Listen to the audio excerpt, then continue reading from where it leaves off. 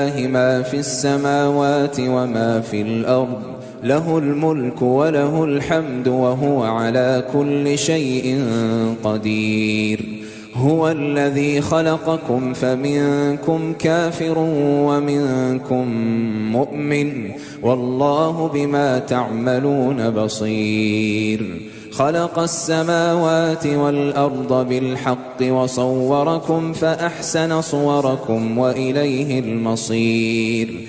يعلم ما في السماوات والأرض ويعلم ما تسرون وما تعلنون والله عليم بذات الصدور. ألم يأتكم نبأ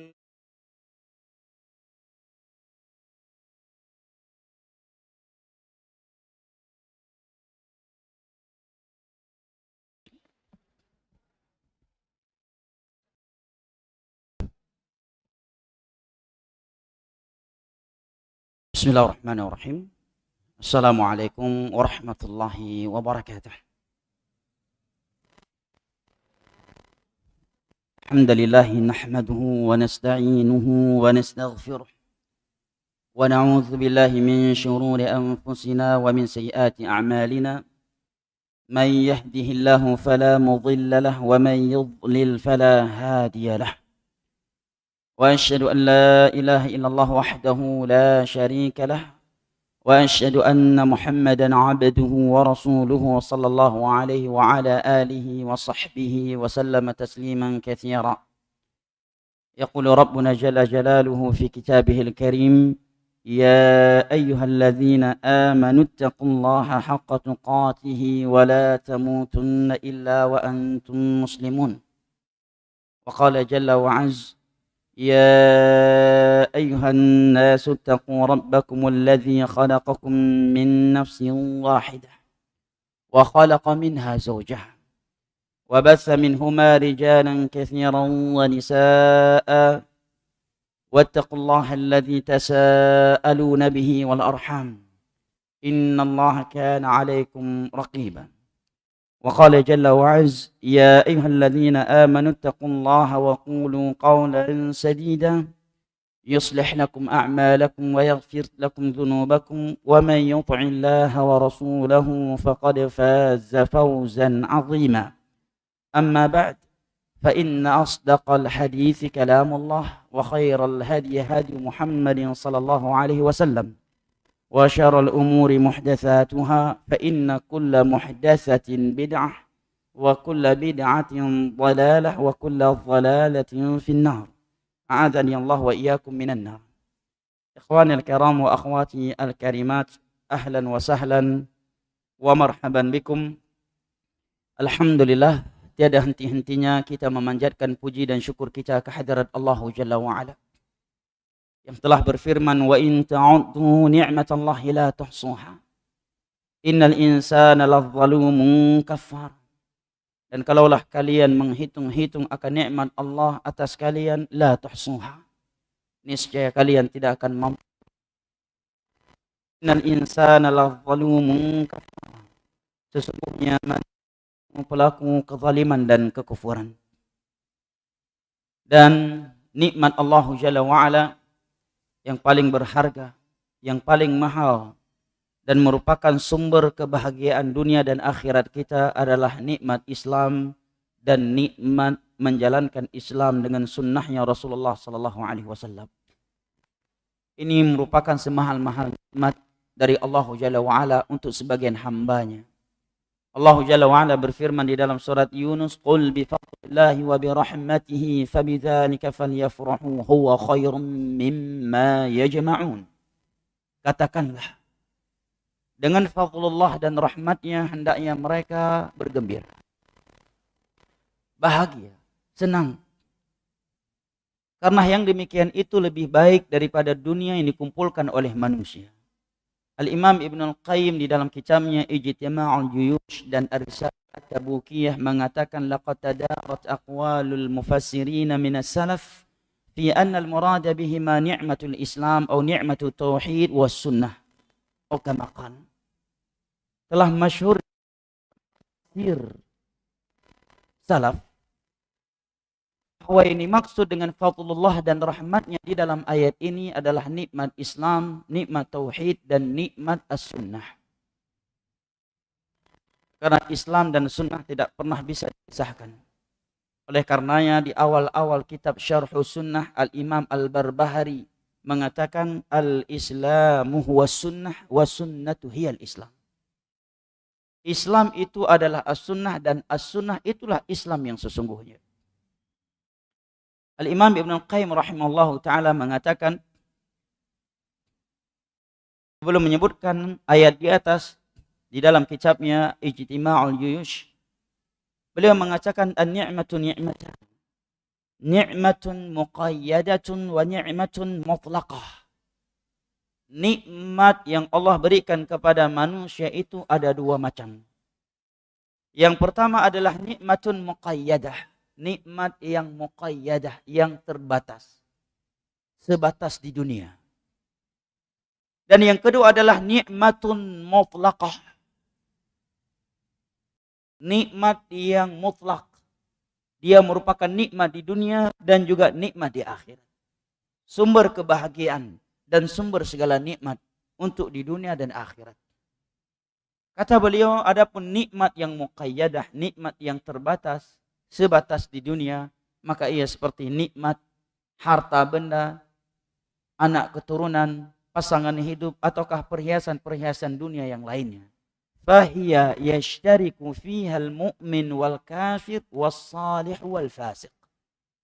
Nikmat yang seperti itu Allah berikan kepada hambanya yang mukmin, kepada hambanya yang kafir, kepada hambanya yang saleh, dan kepada hambanya yang fasik sekalipun Allah berikan. Maka ia bukan pertanda cinta Allah kepada hambanya. Adapun nikmat yang mutlaqah, nikmat yang sempurna, ia merupakan nikmat di dunia dan juga nikmat di akhirat bagi seorang hamba. Adalah nikmat Islam dan nikmat as-sunnah. Maka setelah itu beliau menyebutkan ayat di atas dari surat Yunus tadi. Qul bi fadlillahi wa bi rahmatihi fabidzalika falyafrahu huwa khairum mimma yajma'un. Katakanlah, dengan fadlullah dan rahmatnya, dengan nikmat Islam dan nikmat sunnah, hendaknya mereka gembira, bahagia. Bukan justru minder, justru tidak percaya diri, justru menyesal. Kenapa terlalu cepat mengenalnya? Karena yang demikian itu lebih baik daripada dunia yang dikumpulkan oleh manusia. Maka kita bersyukur kepada Allah Jalla wa'ala atas nikmat Islam dan nikmat sunnah yang telah ia anugerahkan kepada kita.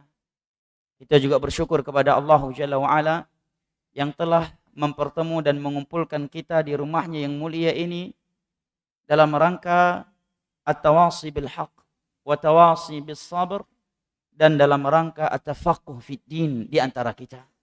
Mudah-mudahan Allah Jalla wa'ala memasukkan kita ke dalam golongan yang ia kecualikan di dalam firman yang tertera di dalam surat Az-Zukhruf, al-akhillau yawma idzin ba'dhum li ba'dhin aduwwun illal muttaqin.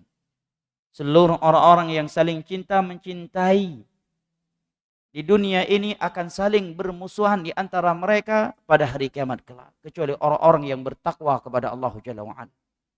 Dua pasangan suami istri, kedua orang tua dengan anak-anak mereka, anak-anak dengan orang tua mereka, seseorang dengan tetangganya, seseorang dengan teman seletingnya, seorang pimpinan dengan bawahannya, bawahan dengan pimpinannya, seseorang dengan partner bisnisnya.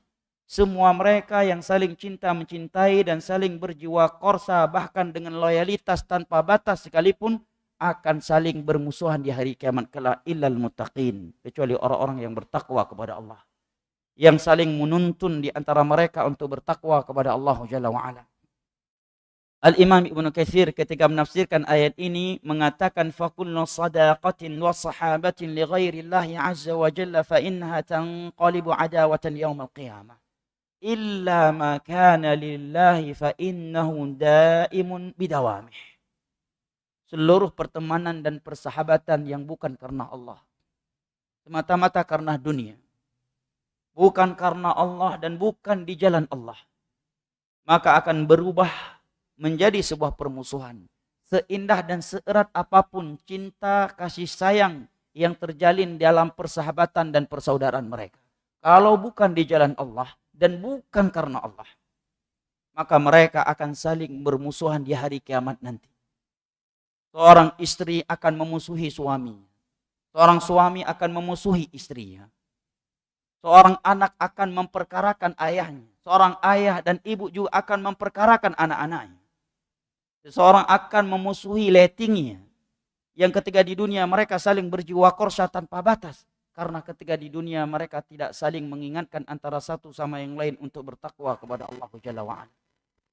Illa makani lillah. Kecuali di jalan Allah. Itulah yang akan abadi. Karena Allah yang maha abadi. Kita juga memohon dan meminta kepada Allah Jalla wa'ala yang telah mempertemu dan mengumpulkan kita di rumahnya yang mulia ini, agar menjadikan kita dari golongan-golongan yang ia firmankan di dalam sebuah hadis qudsi yang diriwayatkan oleh Al-Imam Tirmidzi dengan sanad yang dihasankan oleh Syekh Al-Albani dari Muadz bin Jabal radhiyallahu anhu, di mana Allah Jalla wa Ala berfirman, wajabat mahabbati lil mutahabbina fiyya wal mutajalisina fiyya wal mutazawirina fiyya wal mutabadzilina fiyya. Sungguh telah wajib cintaku untuk mereka yang saling cinta mencintai sesama mereka karena mereka duduk-duduk berkumpul sesama mereka karenaku. Mereka saling kunjung mengunjungi sesama mereka karenaku. Dan mereka saling berbagi sesama mereka karenaku. Juga diriwayatkan oleh Imam Al-Bukhari dan Muslim dari Abu Hurairah radhiyallahu anhu. Rasulullah sallallahu alaihi wasallam bersabda, sab'atun yudhilluhumullahu yawma la dhilla illa dhilluh. Ada 7 golongan yang akan dinaungi oleh Allah pada hari kiamat, pada hari yang tiada naungan kecuali hanya naungannya. Di antara mereka adalah rajulani tahabba fillah ijtama'a alaihi waftaraqa alaihi. Adalah mereka yang saling cinta mencintai karena Allah. Di jalan Allah mereka berkumpul karena Allah dan mereka berpisah karena Allah. Dan insya Allah kita tidak bertemu dan berkumpul saat ini karena ada kaitan nasab di antara kita. Ana orang Aceh, antum orang Semarang. Enggak ada kaitan nasab antara ana dan antum. Kita bertemu dan berkumpul juga bukan karena ada keterkaitan di antara kita dalam permasalahan politik. Enggak ada kaitan partai, tidak ada pula kaitan organisasi atau embel-embel dunia lainnya. Sungguh tidak ada yang mempertemu dan mengumpulkan kita saat ini kecuali undang-undang dasar kita yang satu, yaitu radhina billahi rabba wa bil islami dina wa bi Muhammadin sallallahu alaihi wasallam nabiyyan wa rasulah. Dan karena Al-Quran dan As-Sunnah yang ada di dalam dada-dada kita. Inilah yang telah mempertemu dan mengumpulkan kita di rumah Allah Jalla wa'ala yang mulia ini. Ana juga bersyukur kepada Allah Jalla wa'ala, kemudian berterima kasih kepada kawan-kawan yang telah menjadi sebab ana dapat berkunjung dan duduk di hadapan antum untuk saling sharing di antara kita. Mudah-mudahan Allah Jalla wa'ala memberatkan timbangan amal saleh kami di hari kiamat kelak dengan kunjungan ini. Diriwayatkan oleh Imam Muslim dari Abu Hurairah radhiyallahu anhu bahwa Rasulullah sallallahu alaihi wasallam menyebutkan anna rajulan zara akhallahum fi qaryatin farsadallahu ala madarajatihi malaka faqala ya fulan aina turid qala uridu ziyarata akhilli fi hadhihi alqarya qala hal min ni'matin tarubbuha alayhi qala la ghayra annani ahbabtuhu fillah qala fa inni rasulullah ilayka fa inna Allah qad ahabbaka bima ahbabtahu fi. Ada seorang hamba yang menempuh sebuah perjalanan mengunjungi saudaranya di suatu tempat. Di tengah perjalanannya Allah mengutus seorang malaikat kepadanya. Hendak kemana engkau wahai fulan? Tanya malaikat kepadanya. Aku hendak mengunjungi saudaraku di tempat ini, jawabnya. Apakah kunjungan ini engkau lakukan karena suatu faedah duniawiyah, keuntungan duniawi yang engkau harapkan darinya? Tanya malaikat kepadanya. Maka ia menjawab, sama sekali bukan. Aku mengunjunginya semata-mata karena Allah. Maka malaikat tersebut berkata kepadanya, sesungguhnya aku adalah utusan Allah kepadamu. Allah telah mencintaimu karena engkau mencintainya karena Allah Jalla wa'ala. Tidak ada dunia yang akan dibagi-bagikan dalam majelis kita ini. Tidak ada pembagian uang, tidak ada pembagian nikmat-nikmat dunia yang lainnya. Tidaklah kita datang berkumpul di sini kecuali dengan tujuan untuk mendengarkan ayat-ayat Al-Quran dan hadis-hadis Nabi SAW serta petuah ulama salaf yang akan disampaikan dengan harapan dan tujuan kita tidak pergi dan keluar darinya kecuali dalam keadaan iman kita sudah bertambah dan semangat kita dalam beragama semakin kuat. Ikhwanil kiram wa akhwati al-karimat yang ana cintai dan ana hormati rahimani Allah wa iyyakum wa baraka fikum. Sebelum kita masuk ke dalam pembahasan, kalau boleh saya meminta teman-teman untuk bisa maju kembali. Maju lagi supaya kawan-kawan yang datang belakangan mendapatkan tempat. Duduk di belakang juga enggak mengapa. Nah. Jazakumullah khairan. Dalam surat Al-Mujadilah Allah mengatakan wa idza tafassahu fil majalisi yafsahillahu lakum. Wa idza qila inshuzu fanshuzu. Apabila diminta kepada kalian untuk melapangkan majlis, maka fasah, lapangkan majlis. Yafsahillahu lakum. Niscaya Allah akan lapangkan dunia dan akhirat kalian.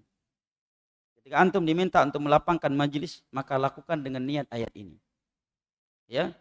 Karena Allah yang memerintahkannya dalam surat Al-Mujadilah. Fafsahu yafsahillahu lakum. Maka lapangkan majlis, yafsahillahu lakum. Niscaya Allah akan lapangkan kalian. Akan Allah lapangkan dunia, alam kubur kalian dan di hari kiamat kelak.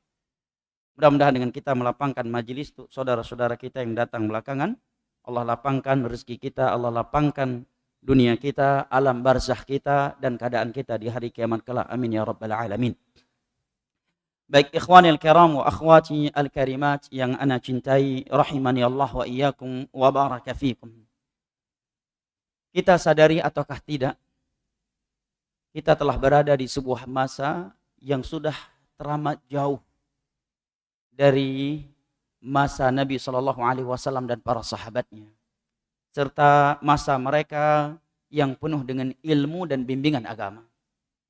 Kita sadari ataukah tidak, kita sudah berada di sebuah masa yang sudah penuh dengan fitnah.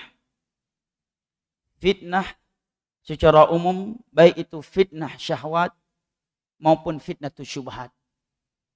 Syubhat, ideologi yang bertentangan dengan Islam, tetapi tersamarkan bagi sebagian orang dan justru dianggap sebagai ideologi yang sesuai dengan Islam. Kita sudah berada di masa ini. Kita juga sudah berada di sebuah masa di mana dunia ini hampir tertutup dengan fitnah syahwat.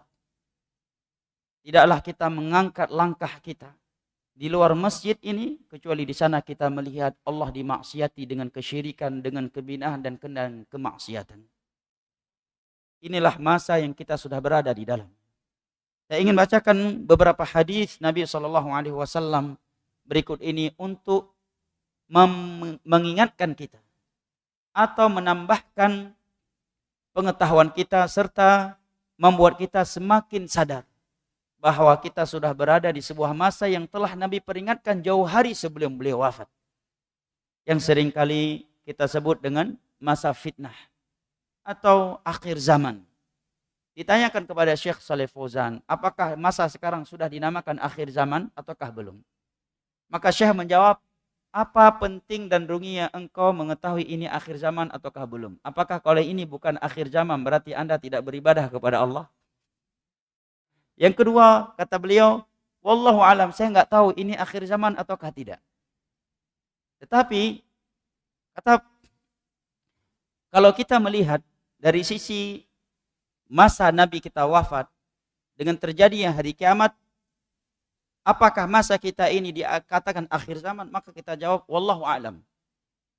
Tetapi kalau kita melihat kepada waktu semenjak Allah menciptakan Nabi Adam dan menurunkannya ke dunia, dan Nabi kita sebagai Nabi yang terakhir dan penutup para Nabi, maka tidak diragukan lagi bahwa ini adalah akhir zaman.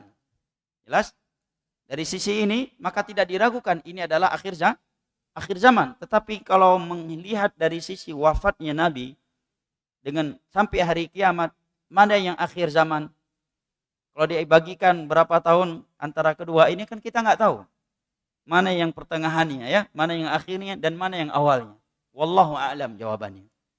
Tetapi kalau kita lihat dari sisi Nabi kita adalah Nabi yang terakhir, penutupnya para Nabi, maka tidak diragukan bahwa ini adalah akhir zaman dari sisi ini.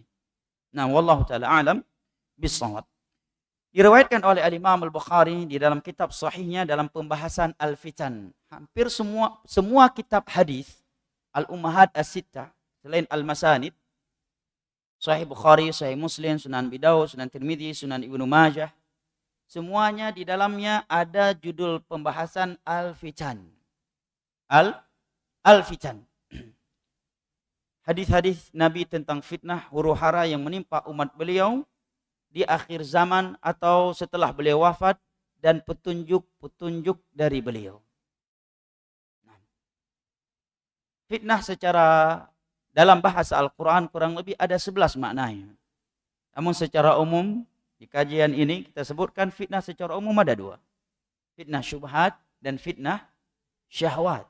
Nah, diriwayatkan oleh Al-Imam Al-Bukhari dalam kitab sahihnya, beliau mengatakan haddatsana Ali bin Abdullah qala haddatsana Bishr bin Sari qala haddatsana Nafi' bin Umar qala an ibn Abi Mulaikah qala annahu qalat Asma' عن النبي صلى الله عليه وسلم قال أنا على حوض أنتظر من يرد علي فيؤخذ بناس من دوني فأقول أمتي فيقال لا تدري مشوا على القحقرة قال ابن أبي مليكة اللهم إني نعوذ بك من أن نرجع على أعقابنا أو نفتن.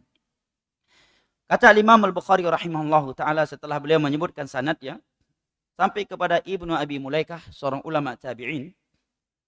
Ibnu Abi Mulaikah mengatakan, berkata Asma radhiyallahu anha dari Nabi sallallahu alaihi wasallam bahwa Nabi sallallahu alaihi wasallam bersabda, aku menunggu umatku yang datang kepadaku di depan telagaku. Tiba-tiba ada sebagian manusia yang dihalangi masuk ke dalam telagaku. Maka aku mengatakan ummati, mereka umatku. Mereka umatku. Maka dikatakan kepadaku, la tadri masyaw 'alal qahqara. Engkau tidak tahu. Mereka telah kembali ke masa lalu mereka. Dalam hadis yang lain dikatakan kepada Nabi kita, innaka la tadri ma ahdatsu ba'dak. Engkau tidak tahu mereka telah memperbaharui agama yang engkau tinggalkan. Mereka telah mengubah-ubahnya. Mendengar demikian Nabi mengatakan suhqan liman baddala wa ghayyar. Menjauhlah wahai orang-orang yang telah mengubah-ubah dan memperbaharui agama yang aku tinggalkan. Kalau bahasa anak muda sekarang, yang telah mengupdate, ya? Mengupdate agama Nabi SAW. Agama Nabi bukan software yang harus diupdate. Bukan software atau aplikasi yang harus diupdate. Agama Nabi adalah sesuatu yang sudah paten. Yang halal di masa itu halal hari ini sampai hari kiamat. Yang haram di masa itu tetap haram sampai hari kiamat. Yang wajib di masa itu akan tetap wajib sampai hari kiamat.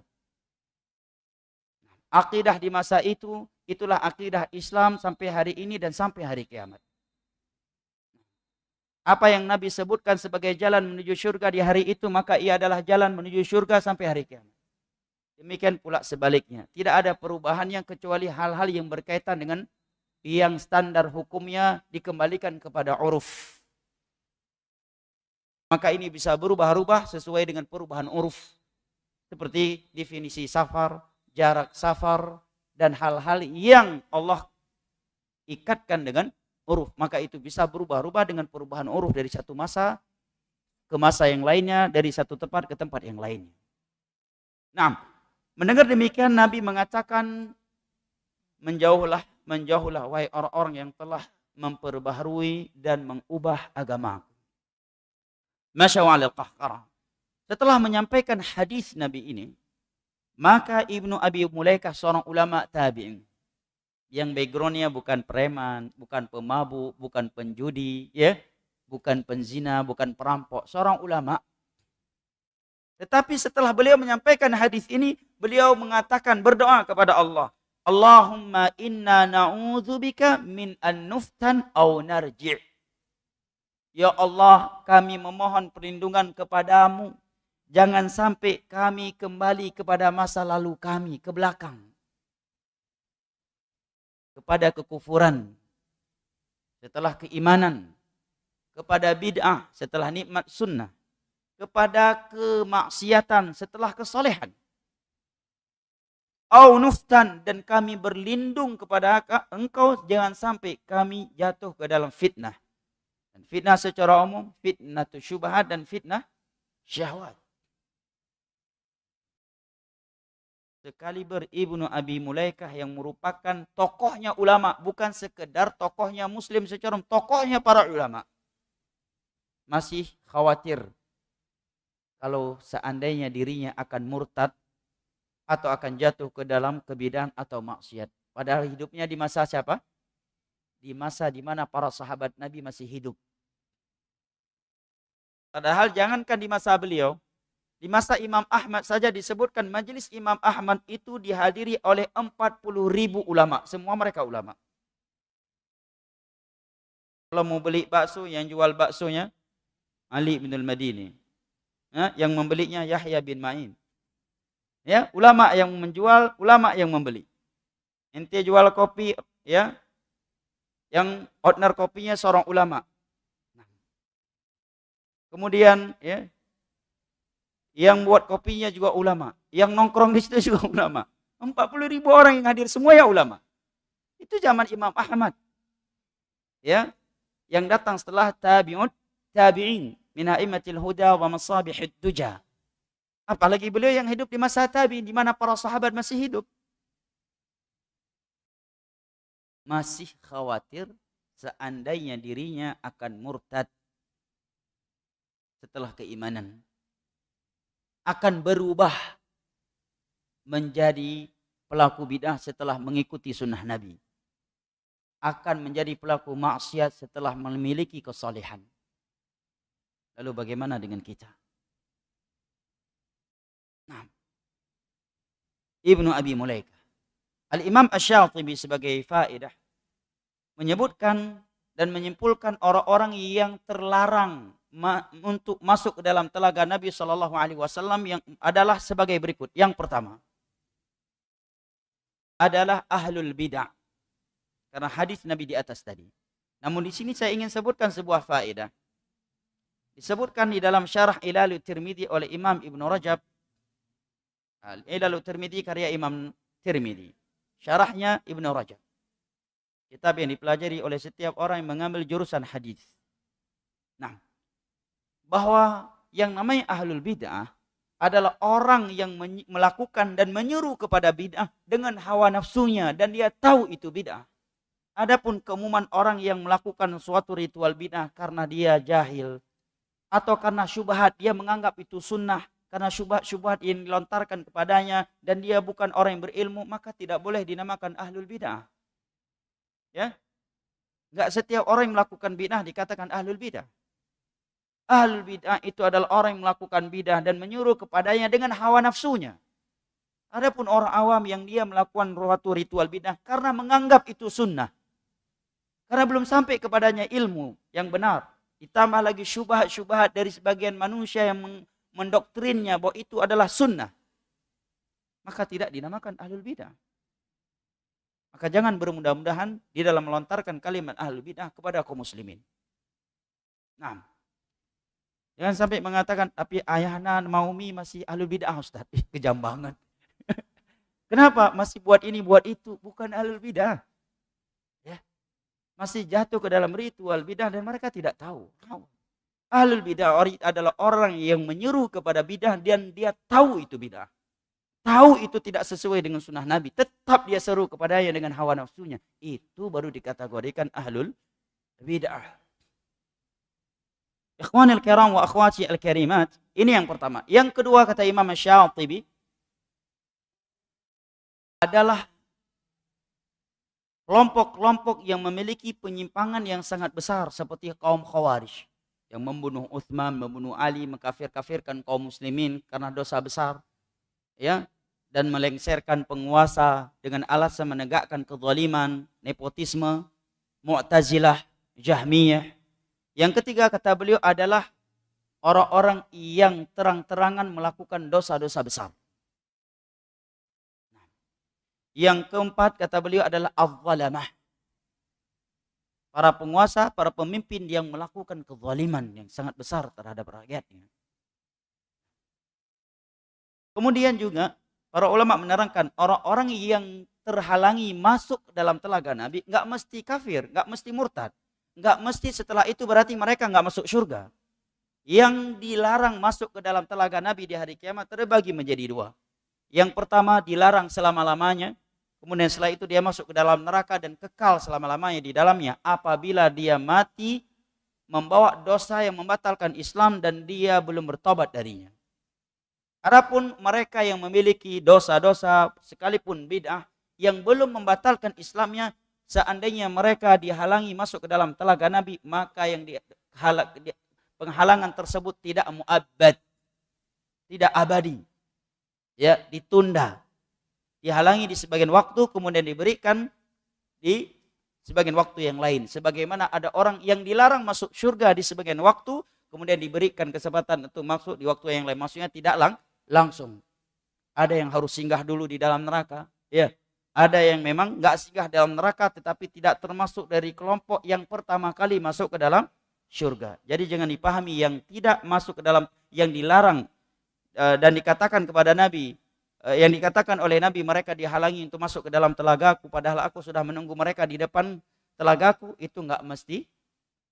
Setelah itu nggak memasukinya selama-lamanya dan tidak mesti kekal di dalam neraka selama-lamanya, tergantung penyimpangan yang mereka lakukan ketika di dunia. Kalau dosa yang tersebut bukan dosa yang membatalkan Islam, maka dia tidak akan kekal dalam neraka Allah. Walaupun dihalangi masuk ke dalam telaga Nabi di sebagian waktu, maka akan diberikan di kesempatan atau di waktu yang lainnya. Nah, baik. Ikhwanil kiram wa akhwati al-karimat rahimani Allah wa iyyakum wa baraka fikum. Hadis kedua yang disebutkan oleh Imam Al-Bukhari di dalam kitab sahihnya, dalam Kitabul Fitan, qala hadatsana Ayyash bin Al-Walid qala akhbarana Abdul A'la qala hadatsana Ma'mar an Az-Zuhri an Sa'id an Abi Hurairah radhiyallahu anhu an Nabi sallallahu alaihi wasallam. Setelah beliau menyebutkan sanadnya dari Nabi, dari Abu Hurairah radhiyallahu an, kemudian Abu Hurairah mengatakan dari Nabi sallallahu alaihi wasallam, yataqarabu zaman wa yanqusul amal wa yulqa asy-syuh wa tadhharul fitan wa yakthuru al-harj. Qalu ya Rasulullah ayyuma hu?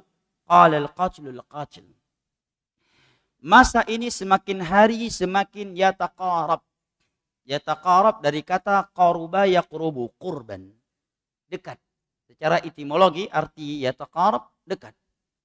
Tetapi kalau kita membaca penjelasan ulama terhadap sabda Nabi ini, maka Al-Hafidh Ibnu Hajar dalam Fathul Bari menyebutkan beberapa ucapan ulama tentang sabda Nabi ini. Ya, kurang lebih ada 5 penjelasan dari ulama. Apa yang dimaksud dengan zaman semakin hari semakin yataqarab? Yang paling kuatnya ada 2 kata Al-Hafidh Ibnu Hajar. Makna yang pertama adalah yataqarabu zaman, zaman semakin hari semakin yataqarab, maksudnya adalah keberkahannya. Semakin hari semakin kurang berkahnya. Dan ini juga kita rasakan. Ulama dahulu masih kecil bisa hafiz Al-Quran. Imam Syafi'i umur 7 tahun hafal 30 juz Al-Quran, tahu artinya, tahu tafsirnya. Di umur 10 tahun sudah menghafal Muwatta Imam Malik, kitab hadis yang paling besar di atas permukaan bumi saat ini. Ya. Dan di umur 11 tahun sudah direkomendasi oleh beberapa gurunya untuk memberikan fatwa. Nah, karena keberkahan waktu. Demikian juga kita lihat dari orang-orang tua kita dahulu. Ya, enggak usah jauh sampai ke masa Imam Syafi'i. Masa orang tua kita tahun 90, 80, dia seorang ayah yang beristrikan 1 istri ibu kita, tapi anaknya belasan, tapi semuanya mampu dia rawat. Tidak harus ada pembantu di rumahnya. Semuanya sukses, semuanya jadi. Bahkan sebagian orang tua kita dahulu anaknya rame, di satu sisi dia harus bekerja cari nafkah mereka, dan di waktu yang sama dia juga guru ngaji anak-anaknya. Berkah hidupnya. Kenapa? Keberkahan waktu. Makna yang kedua dari ucapan Nabi kita ini, kata sebagian ulama, adalah bahwa ini maksud dengan yataqarabu zaman, masa semakin hari semakin dekat, memang secara zahir maknanya, yaitu perputarannya memang semakin hari terasa semakin cepat. Seperti hadis Nabi lainnya yang diriwayatkan oleh Imam Tirmidzi dan dihasankan sanadnya oleh Al-Hafidz Ibnu Hajar Al-Asqalani ketika beliau mensyarah hadis ini dalam Fathul Bari. Dari Abu Hurairah radhiyallahu anhu, Nabi mengatakan la taqumu as-sa'atu hatta yataqarab az-zaman. Fatakunu as-sanatu kasy-syahr wa yakunu asy-syahru kal-usbu'. ويكون الأسبوع كاليوم ويكون اليوم كالساعة وتكون الساعة كاحتراق السعفة. Sungguh hari kiamat itu tidak terjadi sampai perputaran masa semakin hari semakin cepat. Sehingga waktu 1 tahun berputar seperti 1 bulan. 1 bulan bagaikan 1 pekan. Waktu 1 pekan, 1 minggu seperti 1 hari. Perputaran waktu 1 hari seperti sa'ah. Sa'ah sering diterjemahkan ke dalam bahasa Indonesia 1 jam. Ya, mendekati itulah. Karena sa'ah artinya dalam bahasa Arab itu bukan 1 jam. Definisi sa'ah dalam bahasa Arab adalah waktun qasir. Waktu yang pendek. Ya, bolehlah diterjemahkan 1 jam ya dan semakna itu. Seperti 1 jam, seperti waktu yang amat singkat. Wa takunu sa'atu kahtiraqis sa'afah. Dan waktu yang singkat seperti 1 jam atau yang semisal dengannya, habisnya perputarannya seperti habisnya pelepah kurma yang terbakar. Pelepah kurma kalau dibakar amat cepat habisnya. Karena rata-rata pelepah kurma itu kering. Kecuali pelepah kurma yang ada di Salatiga alias Salak. Kering, enggak kering, basah. Ya, pelepah kurma ya kering, beradanya di tengah-tengah padang pasir ya kan. Nah, kering, cepat habisnya kalau terbakar. Seperti itulah waktu. Nabi katakan tadi 1 tahun seperti 1 bulan, 1 bulan seperti 1 pekan, 1 pekan habisnya seperti 1 hari, 1 hari seperti waktu yang sangat pendek, 1 jam dan yang semisal dengannya. Dan waktu 1 jam seperti habisnya seperti habisnya pelepah kurma yang terbakar. Ini sudah kita rasakan belum jemaah? Kita rasakan. Bagian kita mungkin tak sadar dirinya sudah 70 tahun hidup di dunia ini. Ya. Tak terasa dia sudah 60 tahun hidup di dunia ini. Tak terasa sudah 50 tahun. Tak terasa sudah 40 tahun namanya dia di dunia ini. Perputaran waktu yang begitu cepat. Seolah kita baru tadi selesai sholat subuh. Sebentar lagi udah mau sholat zuhur. Tak terasa sudah masuk waktu asar. Tak terasa sudah maghrib. Tak terasa sudah waktu isya. Tak terasa sudah malam, sudah tidur lagi. Tak terasa kita sudah bangun. Tak terasa sudah subuh. Tak terasa sudah duha. Tak terasa sudah zuhur lagi. Asar lagi. Sore lagi. Tak terasa sudah malam lagi. Kemudian kita tidur. Kemudian tak terasa ketika kita bangun tiba-tiba sudah malabbuk wa madinuk wa man nabiyuk. Baru terkejut. Ya, di dalam masjid seramai ini saja kita bisa terkejut mendapatkan pertanyaan itu. Bagaimana kalau kita mendapatkannya seorang diri di alam liang kubur? Padahal antum udah ngopi tadi kan? Bisa terkejut kena pertanyaan itu. Gimana di dalam liang kubur? Ya, udah ngopi, udah mandi, bisa terkejut kena pertanyaan itu. Bahkan hampir jatuh dan jantungan tadi. Karena pertanyaan itu. Lalu bagaimana kalau kita mendapatkannya dan kita seorang diri di alam kubur? Nas'alullah salam wal afiyah. Perputaran waktu yang begitu cepat. Nah, baru subuh tadi kita cara mati, tiba-tiba udah kajian lagi. Bentar lagi udah salat zuhur. Tak terasa udah salat asar. Itulah waktu. Tiba-tiba udah mati. Bangun, tiba-tiba sudah terbungkus kain kafan. Tidur, bangun, tiba-tiba udah terbungkus kain kafan. Perputaran waktu yang begitu cepat. COVID-19. Tak terasa, udah berapa tahun kita sudah berapa lama meninggalkan COVID? Ya, awal-awal datang seolah-olah waktu itu. Ketika diberitakan COVID, kayaknya kita bakal mati, kayaknya hancur-hancuran dah hidup kita. Tak terasa sekarang udah selesai. Alhamdulillah. Tak terasa kita sudah nikah, tak terasa udah punya anak, udah punya cucu, tak terasa sudah putih jenggotnya, udah putih rambutnya. perputaran waktu semakin hari semakin cepat.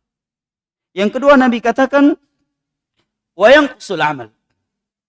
Amalan saleh semakin hari semakin berkurang. Ini di antara tanda-tanda suatu masa sudah penuh dengan fitnah.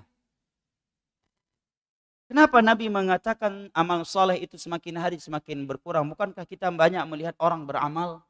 Bahkan sebagian orang saking semangatnya dalam beramal, berzikir dari mulai pada isya sampai subuh. Menjelang subuh pulang, kemudian tidur dan salat subuh di jam 8 pagi. Zikir akbar, zikir kubra. Kenapa Nabi mengatakan amalan itu semakin hari semakin berkurang? Karena suatu amalan itu tidak dikatakan amalan saleh dan diterima oleh Allah kecuali memenuhi dua syarat. Dan kedua-duanya sulit untuk dilakukan. Yang pertama ikhlas. Siapa yang merasa mudah ikhlas? Para ulama salah mengatakan Anda belum ikhlas selama Anda merasa diri Anda telah ikhlas. Siapa yang mudah mengikhlaskan hatinya dalam beramal? Sufyan Ats-Tsauri, gurunya Imam Syafi'i, gurunya Imam Ahmad, gurunya Imam Malik, mengatakan ma'alajtu syai'an asyadda 'alayya min niyyati. Tiada sesuatu yang lebih sulit untuk aku obati, untuk aku luruskan, untuk aku jaga selain daripada hatiku.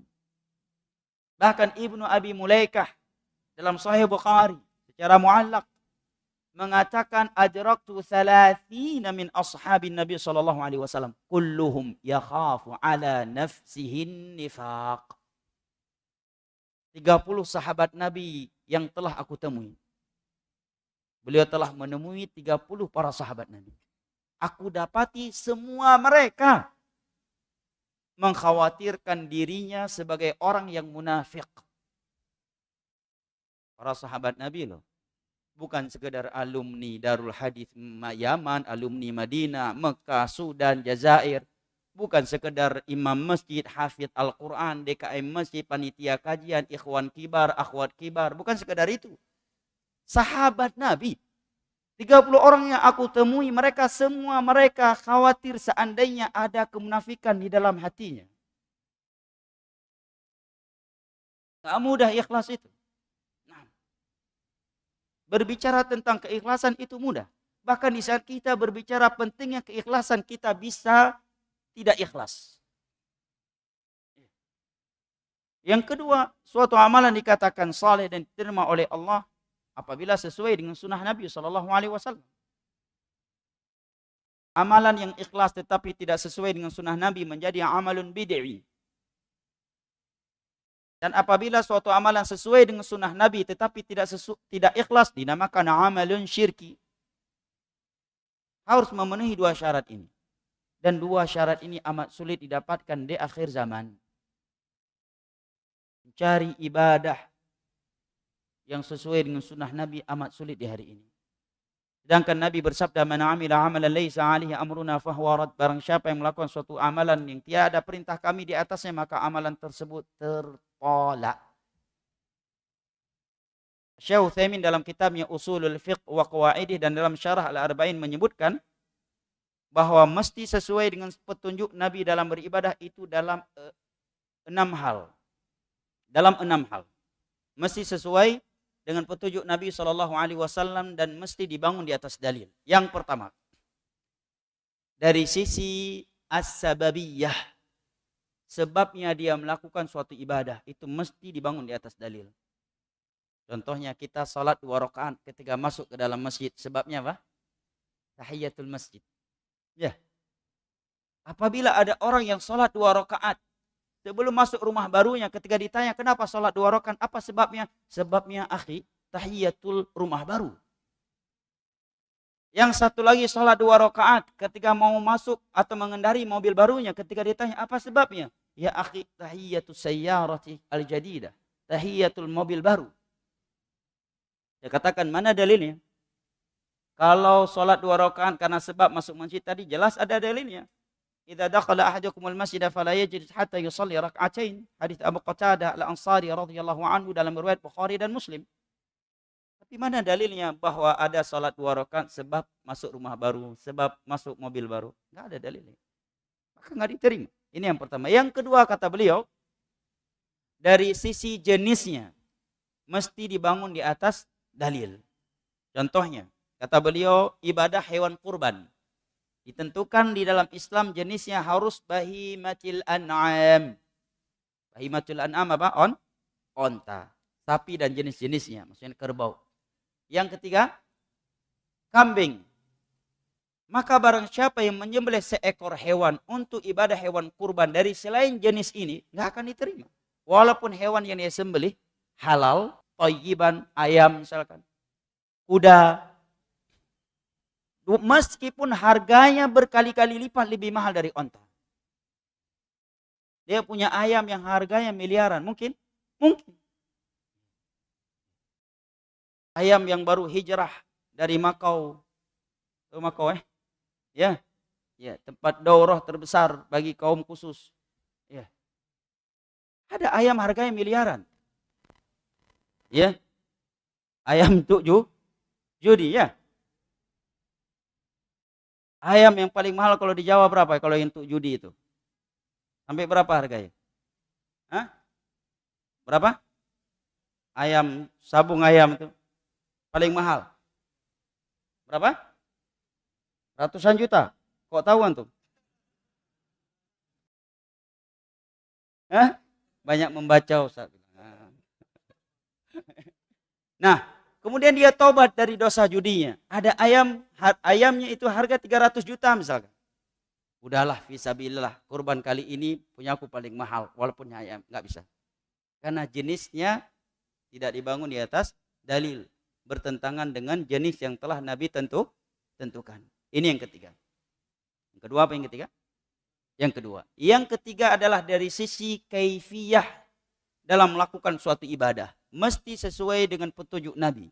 Walaupun ibadah yang ia lakukan telah ada dalil khusus yang menganjurkannya. Tetapi tetap ketika dia ingin melakukannya harus sesuai dengan cara yang Nabi tuntun. Seperti salat. Nabi mengatakan, "Shallu kama ra'aitumuni usalli." Nggak bisa seorang memulai dengan salam yang pertama. Assalamualaikum warahmatullah. Kemudian diakhirkan dengan takbiratul ihram. Allahu akbar. Allahu akbar. Nggak bisa. Ya. Dan Nabi nggak pernah mengatakan jangan membuka salat dengan salam. Ya. Jangan kalian akhiri salat dengan takbir. Tapi nggak ada yang mau melakukannya. Kenapa? Karena mereka tahu petunjuk Nabi, contoh dari Nabi tidak seperti itu. Ini menunjukkan secara logika sehat saja bahwa kaidah lakukan saja. Walaupun itu ibadah, nggak ada anjuran dari Nabi selama tujuannya baik dan tidak ada larangannya adalah kaidah yang batil. Karena kalau demikian kaidahnya maka setiap waktu akan ada bid'ah baru. Contohnya haji, setelah Nabi menjelaskan haji dengan ucapan dan perbuatannya, Nabi katakan li ta'khudhu anni manasikakum. Ambillah haji kalian dariku. Wudu juga demikian, man tawaddaa nahwa wudu'i hadza thumma shalla rak'ataini la yuhadditsu fihi ma nafsuhu illa ghufira lahu ma taqaddama min dhanbihi. Hadis Bukhari Muslim dari Utsman bin Affan radhiyallahu an. Barang siapa yang berwudu seperti wuduku ini, tetap ditentukan seperti mengatakan antumul ladzina qultum kadza wa kadza, benarkah kalian berkata demikian dan demikian? Karena mereka tujuannya baik, dengan polosnya mengatakan, "Nah, bala, betul kami yang mengatakannya ya Rasulullah." Maka Nabi mengatakan, "Amma ana fatqakum lillahi wa akhsyakum lah." Aku lebih bertakwa kepada Allah dibandingkan kalian, dan aku lebih takut kepada Allah ketimbang kalian. Tetapi aku tidur di sebagian malam dan salat di sebagian malam, enggak salat semalam penuh. Aku berpuasa di sebagian hari dan aku tidak berpuasa di sebagian hari. Tidak berpuasa setiap hari sepanjang masa. Dan aku menikahi kaum wanita. Kemudian di akhir hadis tersebut Nabi mengatakan, "Faman raghiba an sunnati falaysa minni." Barang siapa yang membenci sunnahku, maka dia bukan dari golonganku. Apakah mereka memperolok-olok salat, puasa, haji, cadar, celana cingkrang, jenggot, memperolok-olok haji, umrah dan hukum-hukum Islam yang lainnya? Tidak. Bersamaan dengan itu Nabi katakan kepada mereka, barang siapa yang membenci sunnahku, maka dia bukan dari golonganku. Menunjukkan bahwa melakukan suatu ibadah yang telah Nabi anjurkan, tetapi dengan cara yang menyelisih cara yang Nabi sampaikan adalah bentuk kebencian terhadap sunnah beliau. Karena Nabi berkata kepada mereka, "Faman raghiba an sunnati falaysa minni." Barang siapa yang membenci sunnahku, apakah mereka tadi memperolok-olok sunnah Nabi? Enggak. Justru ingin melakukan ibadah-ibadah yang Nabi anjurkan. Salat malam, puasa, tetapi dengan cara yang melampaui sunnah Nabi. Maka Nabi katakan, barang siapa yang membenci sunnahku, maka dia bukan dari golonganku. Nah, ikhwanil kiram wa akhwati al-karimat, yang keempat kata Syekh Utsaimin adalah dari sisi al-adadiyah, nominal, jumlahnya. Nggak boleh lebih atau kurang dari jumlah yang telah ditentukan secara khusus. Karena ada ibadah-ibadah yang Allah dan Rasulnya anjurkan kita secara umum tanpa batasan. Contohnya anjuran memperbanyak salawat kepada Nabi, istighfar, dan zikir secara umum. Tapi ada ibadah-ibadah yang telah ditentukan jumlahnya, maka tidak boleh lebih dan kurang dari apa yang telah ditentukan. Contohnya rakaat salat. Ya. Nabi nggak pernah lebih dari 2 rakaat salat subuh. Nggak boleh datang seorang salat subuh hari ini kita akan lagi sama sehat semua kan, lagi semangat semua kan, subuh kali ini 4 rakaat aja ya. Nggak bisa. Ya. Tapi kalau kaidahnya nggak apa-apa selama niat kita baik, walaupun nggak ada tuntunan dari Nabi, selama nggak ada larangannya, berarti boleh dong sholat subuh lebih dari 2 rakaat. Karena antum bisa bedah Al-Quran dan seluruh kitab hadis, nggak ada satupun dalil yang mengatakan jangan sholat subuh lebih dari 2 rakaat. Kalau kaidahnya selama tujuan yang baik dan tidak ada larangannya, maka boleh, berarti boleh sholat subuh lebih dari 2 rakaat. Karena tidak ada dalil yang melarang kita sholat subuh lebih dari 2 rakaat. Tapi nggak ada yang melakukannya. Kenapa? Karena semua tahu Nabi nggak pernah lebih sholat subuh dari 2 rakaat. Karena tidak ada dalil sholat subuh lebih dari 2 rakaat. Berarti kaidah benarnya apa? Tidak beribadah kecuali ada dalilnya. Nah, tawaf di Ka'bah tidak lebih dan tidak kurang dari 7 kali tawaf. Sa'i juga demikian. Nggak boleh karena semangat saya belum tentu saya bisa umroh dan haji lagi setelah ini. Tawaf kali ini anak 10 kali aja Ustaz. Sa'inya juga 10 kali. Nggak bisa. Ya. Nggak bisa. Wudhu juga Nabi tentukan sekali atau 2 kali selain kepala. Maksimumnya 3 kali. Faman istazada faqad i'tada wa zalam. Barang siapa yang mencuci anggota wudhunya selain kepala lebih dari 3 kali, dia telah melampaui batas dan dia telah zalim. Nabi katakan. Kemudian yang kelima adalah dari sisi makaniyah. Tempatnya mesti sesuai dengan dalil. Contohnya ibadah haji dan umrah. Kita suka enggak suka sama Saudi Arabia, enggak bisa kita pindahkan haji ke Semarang, enggak bisa. Antum pindahkan haji ke Semarang bisa, tapi enggak sah. Itu masalahnya. Suka nggak suka sama Saudi Arabia, ente nggak bisa haji dan umroh kecuali di sana. Nah. Contoh lainnya ibadah iktikaf. Tempatnya khusus, yaitu masjid. Wa antum akifuna fil masajid. Maka iktikaf di luar masjid, walaupun di kuburan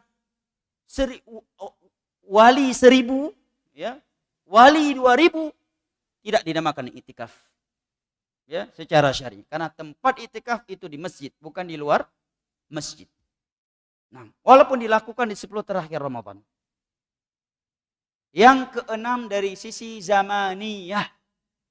Waktunya tidak boleh di luar waktu yang telah ditentukan. Contohnya salat. Gak bisa salat subuh ya, sekalian mau berangkat kantor. Sekalian bangunnya jam 8 pagi atau jam 7 pagi. Atau sholat isya sekalian dengan sholat tahajud jam 3 malam. Tidak bisa karena waktu sholat isya berakhir di pertengahan malam. Hadis yang riwayat Imam Muslim dari Abu Hurairah radhiyallahu anhu. Demikian juga haji. Ya, amalan haji di hari tarwiyah 8 Dzulhijjah, 9 Dzulhijjah, 10, 11 dan 12 serta 13. Hanya 6 hari. Tidak bisa dilakukan sebelumnya dan setelahnya. Baik, kita kembali lagi kepada hadis kedua. Ingat, kita baru hadis kedua pembahasan kita dan kita masih baru di pembahasan hadis-hadis fitnah, belum masuk pada hadis-hadis yang menyebutkan bimbingan Nabi kepada umatnya yang menginginkan keselamatan di masa yang sudah penuh fitnah. Nabi mengatakan amalan soleh itu semakin hari semakin berkurang. Yang ketiga, wa yulqa asyuh. Mayoritas umat beliau, manusia secara umum dan umat beliau secara khusus menderita penyakit syuh. Penyakit yang telah membinasakan umat-umat sebelumnya.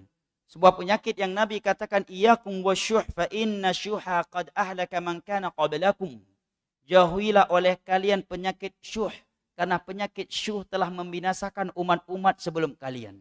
Di dalam hadis yang lain Nabi katakan wa thalathun muhlikat, ada 3 perkara yang akan menghancurkan dunia dan akhirat kalian. Di antara yang Nabi sebutkan adalah wasyuhun muta'. Penyakit syuh yang dipelihara, yang dibiarkan. Apa itu syuh? Al-Imam Ibnul Athir. Imam Ibnul Athir. Dan juga selain beliau menjelaskan definisi syuh yang kurang lebih adalah al-hirs, ambisi yang sangat kuat terhadap dunia dengan cara yang halal ataukah dengan cara yang haram. Kemudian setelah memperolehnya, dia enggan membelanjakannya di jalan Allah. Ini namanya syuh. Oleh karena sebagian ulama mengatakan syuh itu lebih parah daripada bakhil. Ada orang bakhil tapi tidak terlalu ambisi. Begitu mendapatkannya, enggan membelanjakannya di jalan Allah. Itu namanya bakhil. Tapi kalau syuh lebih dari itu. Ambisi yang sangat kuat dalam mencari dunia dengan tanpa peduli dengan apakah dia mencarinya dengan cara yang halal ataukah dengan cara yang haram. Setelah mendapatkannya, dia enggan membelanjakannya di jalan Allah Subhanahu wa taala. Ini namanya syuh. Ini penyakit yang menimpa mayoritas umat Nabi Muhammad sallallahu alaihi wasallam di akhir zaman. Syuh. Sebuah penyakit yang Nabi katakan fa inna syuha qad ahlaka man kana qablakum, telah membinasakan umat-umat sebelum kalian. Kemudian yang berikutnya Nabi katakan wa tadhharul fitan. Fitnah, syubhat dan syahwat semakin hari semakin berkembang, semakin merajalela. Sekarang kalau kita melihat mana lebih banyak jumlah diskotik dengan jumlah masjid. Sebagian tempat lebih banyak jumlah diskotik. Ya kan? Ya. Lebih banyak jumlah diskotik. Perzinaan di mana-mana, perzinaan dengan cara offline, perzinaan dengan cara online, perjudian dan berbagai maksiat lain. Demikian juga syubhat. Penyimpangan dalam agama dari sisi akidah dan pemahaman. Kalau di masa Umar ada seorang yang bernama Shabiq bin Isa, hanya sekedar melontarkan syubhat tentang ayat-ayat mutasyabihat, langsung dipanggil oleh Umar dan dipukuli kepalanya dengan pelepah kurma sampai berdarah, sehingga dia mengatakan, sudah keluar wahai Umar ya syubhatnya, darahnya pun sudah keluar, apalagi syubhatnya, kata dia. Tapi hari ini semua orang bebas bicara masalah agama, ya kan? Ini fitnah namanya, fitnah tu syubhat. Kalau di zaman dahulu kata Ibnu Sirin, kanu la in kana min ahli al-ahwa fala yuqbal minhu. Kalau dikenal dia sebagai pengikut hawa nafsu, enggak dikenal dia sebagai orang yang telah belajar kepada ahlu sunnah, akan diterima. Bahkan orang takut menyampaikan ilmu di masa dahulu. Kalau sempat salah, akan dianggap pendusta. Tapi hari ini orang yang sudah berdusta berulang kali masih ditokohkan dan masih dianggap ulama. Sebelumnya mengatakan hari kiamat diprediksi 2012, salah. Setelah itu diprediksi 2015, salah lagi. Setelah itu diprediksi Dajjal akan keluar 2020, salah lagi. Masih dianggap ulama juga dan masih ditokohkan. Nih, syubhat. Ya kan? Setelah itu diupdate lagi, kayak sepertinya 2024 ini hari kiamat dan keluar Dajjal. Masih ditokohkan lagi. Bahkan banyak yang menyampaikan hal-hal yang dinisbatkan kepada Nabi dan jelas-jelas itu bukan hadis Nabi. Nah, syubhat, fitnah syubhat yang luar biasa. Masalah politik dibuat masalah syurga dan neraka. Kalau yang enggak memilih ini diragukan keislamannya. Kalau yang memilih ini enggak boleh dimandikan jenazah, enggak boleh disolatkan. Dari mana ini? Syubhat yang luar biasa di masa sekarang. Kalau maksiat tidak diragukan lagi. Banyaknya. Nabi katakan maksiat, fitnah, syubhat dan syahwat semakin hari semakin berkembang, semakin merajalela. Bayangkan jamaah, di masa kita saat ini luar biasa fitnah syahwat, ya kan?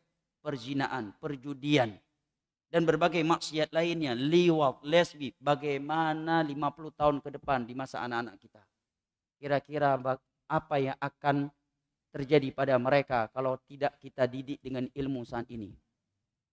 Di zaman kita saja sudah seperti ini. Di sebagai tempat kita ngisi kajian, naik ke masjid, sebelum naik ke masjid kita melewati beberapa diskotik. Ya. Dan di sana terjadi transaksi prostitusi. Kalau iman sedang lemah bisa batal masuk ke masjid, justru masuknya ke tetangga masjid yang remang-remang itu. Ya. Godaan syahwat luar biasa. Ya. Pergi ke masjid dengan jenggot yang panjang, pulang bisa rontok jenggotnya karena salah masuk tempat. Bukan ke masjid masuknya. Godaan syahwat yang luar biasa. Lalu bagaimana di masa anak-anak kita nanti? Anak cucu kita. Kalau mereka tidak kita bekali dengan akidah, dengan ilmu agama. Mereka hanya dengan ilmu dunia. SD, ilmu dunia. SMP, ilmu dunia. SMA lagi. S1, S2, S3. Nggak pernah belajar ilmu agama. Akhirnya berujung dengan S-teler. Teler dia dalam urusan agama. Untuk ilmu dunia setelah pulang dari sekolahnya, sorenya les bahasa Inggris, maghribnya les fisika, ba'da isya les bahasa Jerman. Begitu dibilang belajar bahasa Arab, jangan dipaksa anak-anak, takut stres nanti, lebay banget. Begitu suruh belajar Al-Quran, jangan dipaksa Ustadz, nanti bisa stres anak-anak. Kan terlalu lebay bin alai. Zaman kita aja seperti ini fitnahnya jamaah, syubhat, syahwat di hari ini luar biasa. Pendeta taubat nggak harus belajar jadi ustadz, ya kan? Artis taubat jadi ustadz, jadi ulama kibar. Dan hari ini ustadz yang paling kibar adalah yang paling banyak followernya. Siapa yang paling banyak followernya, itulah yang paling bebas bicara agama hari ini. Walaupun dia tidak pernah belajar hadis, belajar akidah, belajar fikih.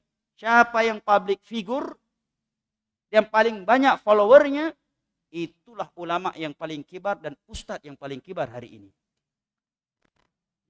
Bebas bagaimana kiranya anak kita nanti. 20, 30, 50 tahun ke depan. Na'udzubillah, mungkin tempat prostitusi satu dinding dengan masjid. Bisa aja. Hari ini aja beberapa tempat prostitusi hampir satu dinding dengan masjid. Benar apa enggak? Di beberapa tempat hampir sedinding. Hanya terpisahkan dengan 1-2 toko. Bayangkan kalau pergi ke masjid maghrib dan dia sendirian. Ya. Niatnya keluar dari rumah pergi ke masjid ikut daurah fikih. Di tengah perjalanannya ada yang mampir mas. Nggak jadi ikut daurah fikih. Akhirnya jadinya ikut daurah khusus. Bayangkan kalau mereka tidak kita bekali dengan iman. Dengan amal saleh dan ilmu agama. Terkhusus ilmu akidah.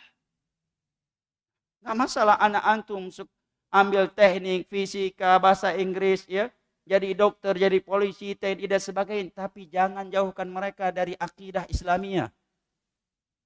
Sebagaimana mereka punya waktu khusus belajar ilmu dunia, mestinya mereka juga punya waktu khusus dan lebih dari itu untuk mempelajari ilmu agama. Kalau Anda ingin keselamatan untuk anak keturunan Anda dan ingin berada di tempat yang sama nanti ya di hari kiamat di dalam surga Allah Subhanahu wa taala.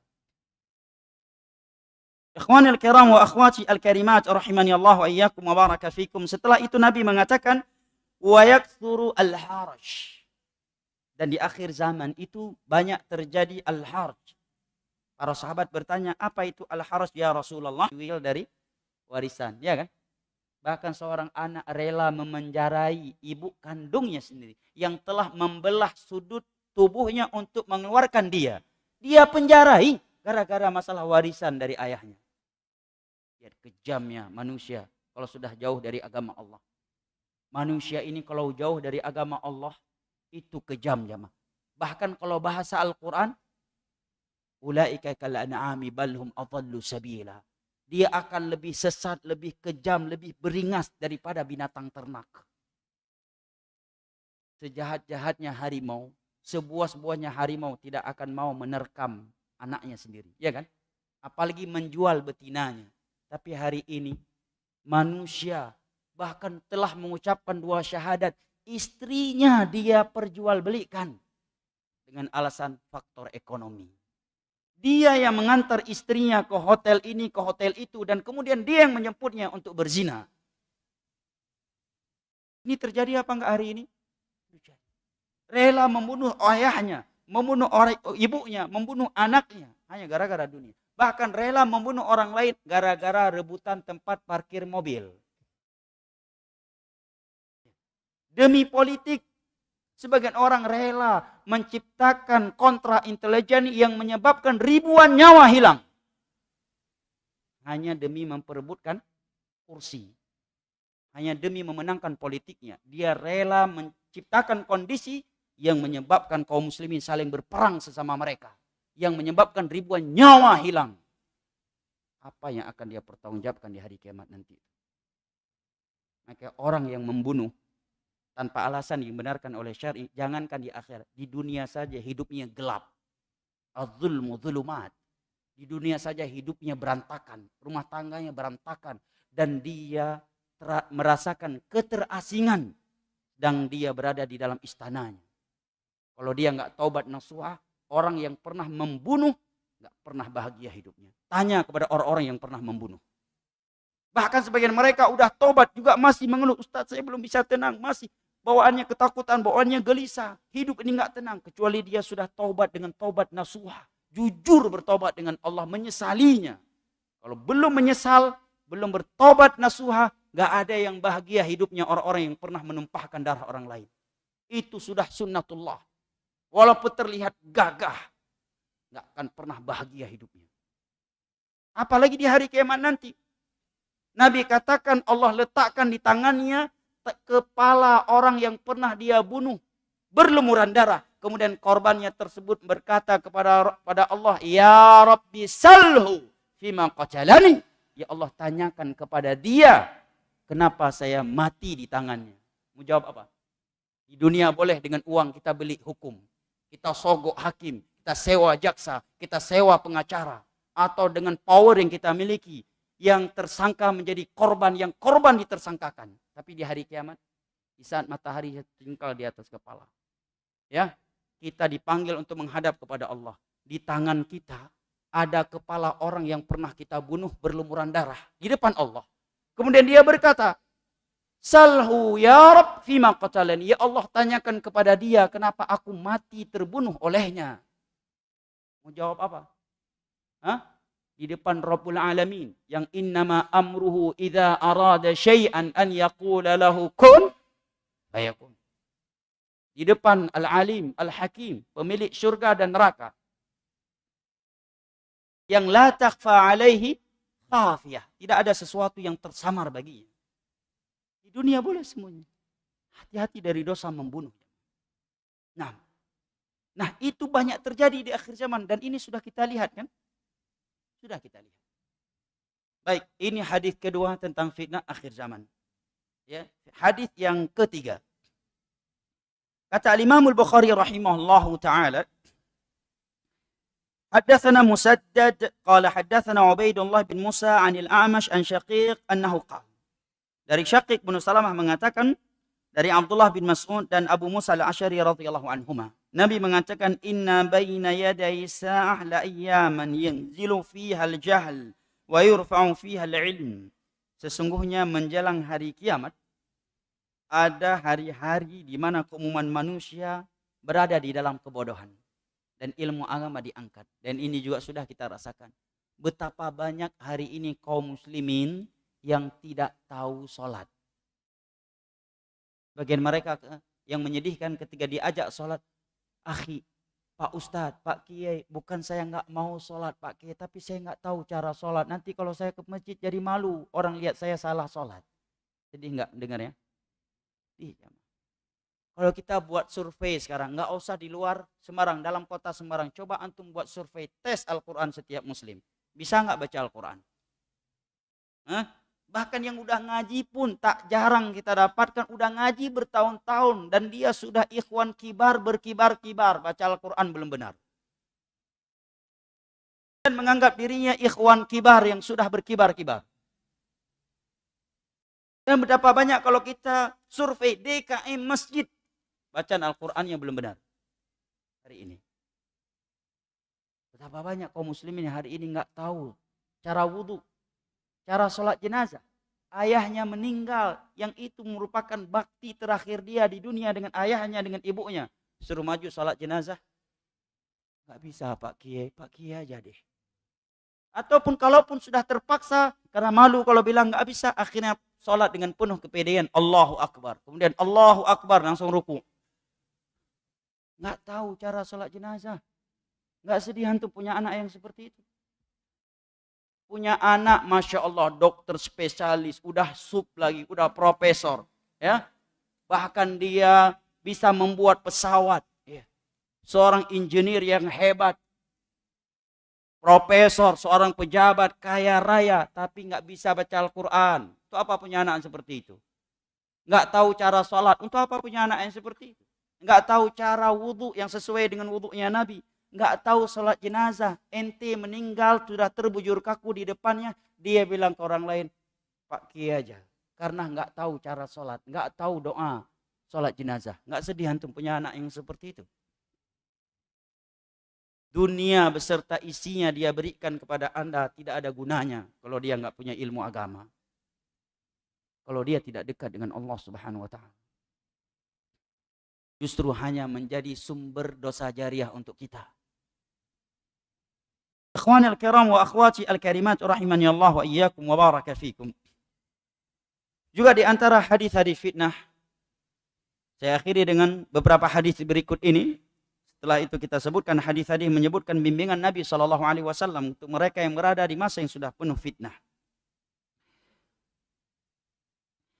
Adalah hadis yang diriwayatkan oleh Ahlus Sunan. Dari Imran bin Husain radhiyallahu anhu. Nabi mengatakan, la yakunanna khasfun wa maskhun wa qadhfun. Sungguh akan terjadi khasfun wa maskhun. Akan sering terjadi gempa bumi. Wa maskhun. Dan adanya sebagian orang yang dirubah bentuknya menjadi mirip binatang, hewan. Wa qadhfun. Akan terjadi hujan batu atau dengan benda yang keras. Ketika Nabi berkata demikian, maka ada seorang sahabat yang bertanya, "Mata dzalika ya Rasulullah?" Kapankah hal itu terjadi ya Rasulullah? Maka Nabi mengatakan, "Iza katharatil qainat wa dhaharatil ma'azif wa syuribatil khumur." Yang pertama kata Nabi, apabila sudah banyak al-qainat. Qainat itu kata ulama yang mensyarah hadis ini asalnya adalah budak-budak wanita yang dijadikan sebagai biduan, penyanyi, sebagai musisi. Karena di masa jahiliyah Abu Lahab CS, Abu Lahab the Gang, jangankan menjadikan anak mereka sebagai musisi, budak mereka yang laki-laki pun tidak rela mereka jadikan sebagai musisi atau biduan. Makanya mereka hanya mau menjadikan budak wanita. Karena orang jahiliyah kan terkenal menghina kaum wanita. Merendahkan kaum wanita. Wanita berada di dalam kehinaan. Sampai datang Islam mengangkat mereka dari kehinaan tersebut. Makanya yang menjadi biduan, yang menjadi penyanyi hanya budak wanita. Budak laki-laki tidak mereka bolehkan jadi penyanyi, menjadi musisi. Karena itu sebuah kehinaan menurut mereka.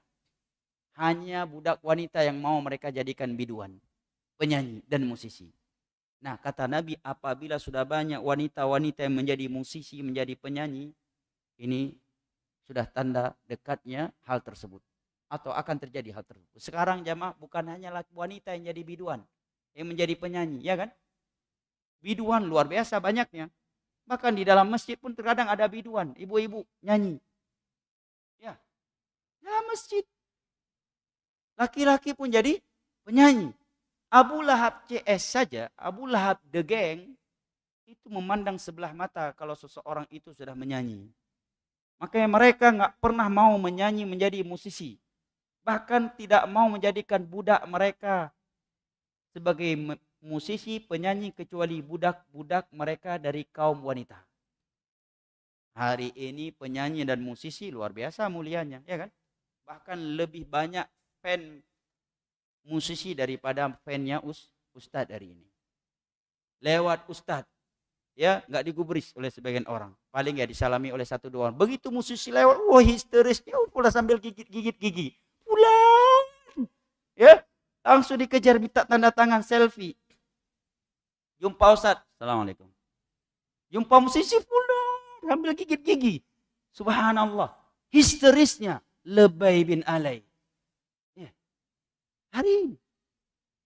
Bahkan tanpa rasa malu, sebagian orang yang dinisbatkan kepada ilmu justru dengan pede naik panggung dan menyanyi bersama biduan.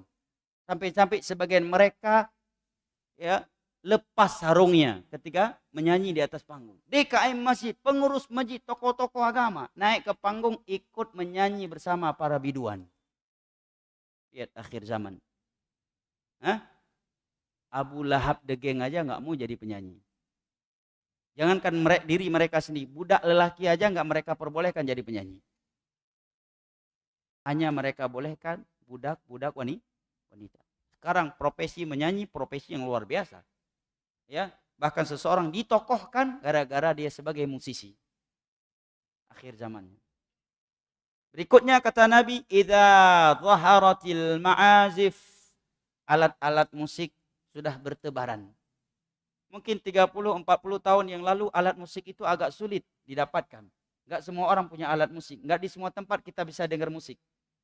Ya, masih dengan kaset rekaman itu, ya. Atau hanya kalau mau dengar musik ini dan musik itu kita harus ke rumah fulan dan alan. Tapi hari ini di mana-mana ada musik. Dalam Masjidil Haram terkadang kita mendengar musik dari HP sebagian orang. Hah? Sedang sa'i antara Safa dan Marwah kita dengar musik dari HP. Di masjid diputari musik sebelum azan subuh, diputarin musik dulu. Sebelum azan zuhur, musik lagi. Beberapa menit sebelum azan, diputarin musik. Dan yang ketiga kata Nabi, idza syuribatil khumur, apabila khamar telah diminum terang-terangan. Di sebagian tempat muslim minum khamar bersama anggota keluarganya. Dia, istrinya, anak-anak duduk-duduk bareng dan minum khamar, minum tua sampai memabukkan, sampai teler di situ, teler jamaah, teler bersama. Khamar. Bahkan anak pernah diceritakan oleh sahabat dekat, sebelum dia hijrah, dia punya teman muslim, muslim dengan tanda kutip tentunya, kedua orang tua juga muslim. Dia telepon ibunya, nanya bagaimana cara meracik khamar. Diajari lagi sama ibunya. Ini sekian nak. Jangan lupa taruh ya. Biasanya buah apa yang dicampurkan dengan kalau orang mau minum khamar? Hah? Apa? Jeruk. Hah? Anggur. Kok tahu, Pak? Banyak baca, Pak ya. Nah. Anggur atau apalah. Justru ibunya yang ngajarin cara meraciknya. Gimana tuh? Subhanallah. Bahkan anak pernah diceritakan oleh seorang dokter ketika dia sekolah mengambil sebuah spesialis, waktu tempat saya tidak ingin menyebutkan tempat itu. Seorang profesor membangun diskotik, membuat diskotik dalam rumahnya dan membeli khamar dan membolehkan anaknya minum khamar dengan kawan-kawannya dengan alasan daripada mereka minum khamar di luar. Lebih baik di rumah masih terkontrol. Masya Allah, masih terkontrol masuk neraka, nggak apa-apa. Bayangkan, profesor, begitu cara berpikirnya. Khamar, dia beli, masukkan ke rumah, dia biarkan anaknya minum khamar dengan kawan-kawannya, daripada mereka minum khamar di luar rumah. Apa yang Nabi katakan benar adanya. Syuribatil khumur. Dan banyak lagi hadis-hadis Nabi lain yang berbicara tentang akhir zaman, tentang Dajjal, tentang Ya'juj wa Ma'juj, kejadian-kejadian besar sebelum menjelang keluarnya Dajjal. Namun yang terpenting bagi kita jamaah bukan hal yang itu. Bukan kejadian-kejadian tertentu. Karena hal yang terjadi kalau Allah sudah berkehendaki pasti terjadi. Tetapi yang lebih penting dari itu semua untuk kita adalah apa yang harus kita lakukan. Dan apa bimbingan Nabi untuk kita yang sudah berada di masa yang penuh fitnah. Itu yang paling penting buat kita. Maka berikut ini bimbingan dari Nabi kita sallallahu alaihi wasallam. Yang pertama, ini sumber keselamatan yang paling utama dan pertama bagi seorang muslim dari berbagai fitnah yang terjadi di akhir zaman. Doa kalau ingin selamat. Jangan butiran kecil dari amal soleh kita. Kita bukan orang-orang yang berilmu. Kita bukan orang-orang yang saleh.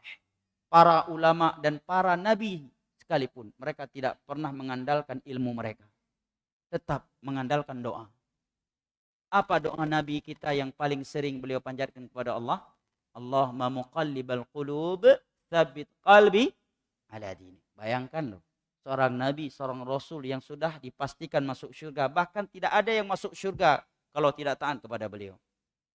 Apa doa beliau yang paling sering beliau bacakan? Allahumma muqallibal qulub, tsabbit qalbi ala dinik. Ya Allah, zat yang memutarbalikkan hati, kokohkanlah hatiku di atas agamamu. Coba antum baca surat Ali Imran halaman pertama. Ketika Allah berbicara tentang ar-rasikhuna fil ilm. Orang-orang yang kokoh ilmunya. Ciri utama mereka adalah mereka yang selalu berdoa, Rabbana la tuzigh qulubana ba'da idh hadaitana wa hab lana min ladunka rahmah innaka antal wahhab. Itu ciri mereka. Orang yang berilmu itu tidak pernah tertipu dengan ilmu. Oh, kalau saya nggak mungkin, nggak. Apa yang nggak mungkin? Yusuf alaihi salam, seorang pemuda yang ganteng, yang tampan, yang gagah dan sempurna syahwatnya, diuji oleh Allah dengan sebuah ujian. Seandainya menimpa kita, ini jenggot bisa rontok. Ini jenggot bisa rontok. 30 juz Al-Quran di kepala bisa hilang. Ya. Diuji oleh Allah dengan ujian yang sangat berat. Jangan pernah berangan-angan untuk mendapatkan ujian yang Allah berikan kepada Yusuf, ya. Jangan. Kita nggak sanggup, ya. Seorang ratu Mesir yang cantik jelita berupaya memperkosanya, bukan sekedar menggoda. Memperkosa Nabi Yusuf, ingin memperkosa. Dia buka seluruh pakaiannya sebelum dia pelajarannya. Apa yang pertama kali Yusuf lakukan jamaah? Apakah beliau tertipu dengan kesolehannya dengan mengatakan, kamu nggak usah goda saya, ini iman tidak diragukan kuatnya, Nabi. Ayahku Nabi, kakekku Nabi. Ayah beliau siapa? Yakub. Kakeknya siapa? Ishak. Ayah kakekku, kekasih Allah Ibrahim. Nggak coba-coba godain saya. Ini iman lebih kokoh dari gunung Uhud. Apakah beliau berkata demikian? Lah. Yang pertama kali keluar dari mulutnya apa? Ma'adallah. Ya Allah, aku berlindung kepadamu. Ya Allah, aku berlindung kepadamu. Doa yang pertama kali beliau lakukan. Ma'adallah. Karena kalau bukan dengan doa kita akan hancur, jemaah. Kalau bukan dengan pertolongan dari Allah, kita nggak mampu buat apa-apa, jemaah. Doa. Maka Nabi SAW mengatakan, ta'awwadhu, berlindunglah dari fitnah. Yang kedua jamaah yang dimuliakan Allah adalah bersegera dalam melakukan amalan saleh di masa yang sudah penuh fitnah. Jangan ditunda-tunda. Nabi SAW bersabda di dalam hadis yang diriwayatkan oleh Imam Muslim dari Abu Hurairah radhiyallahu anhu. Nabi bersabda, badiru bil a'mali fitana ka qita'il lailil muzlim yusbihu ar-rajulu mu'mina wa yumsi kafira wa yumsi mu'mina wa yusbihu kafira yabi'u dinahu bi'aradhin minad dunya.